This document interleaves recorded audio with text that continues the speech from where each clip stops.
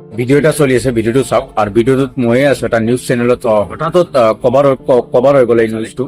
নিউজটোত কি কোৱা হৈছে যে মোক সোধা হৈছে এইবাৰ কোনজন ব্যক্তিক আপুনি ভোট দিব। এজন ব্যক্তিৰ লগত মই কথা পাতিবলৈ যত্ন কৰিম। হেল্ল' দাদা, যিহেতু বিধানসভা নিৰ্বাচন সমাগত 26-ৰ এইবাৰ বিধানসভা নিৰ্বাচনত তাৰমানে আপুনি বিধায়ক ৰূপে কাক চাব বিচাৰে? বিধায়ক ৰূপে মই বিচাৰিম মোৰ ঘৰৰ লগত যোনজন ব্যক্তি আছে, ডক্টৰ ৰেজা আহমেদ। ৰেজা আহমেদক বিচাৰে? হয়, এজন ব্যক্তি ৰেজা আহমেদক বিচাৰিছে। তো মোক মোৰ যোনটো ব্যক্তিগত মই বিচাৰো তেখেতৰ নাম কৈছো, বা এইকাৰণে কোৱা হৈছে, তাতে কিন্তু আছে অকণমান। এইকাৰণে কোৱা হৈছে যে মোৰ ঘৰৰ লগতে ঘৰ, মই তেখেতৰ বাহিৰে বেলেগক ভোট দিব নোৱাৰো, আৰু বিশেষকৈ মানুহজন ভাল।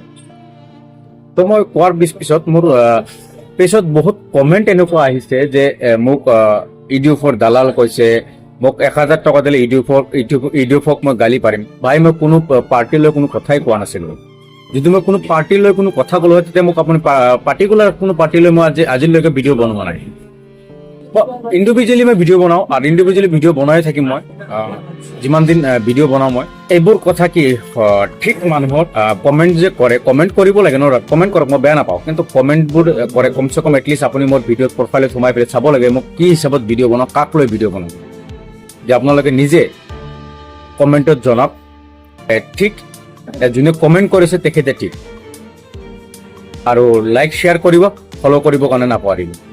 ধন্যবাদ। জয় অসম।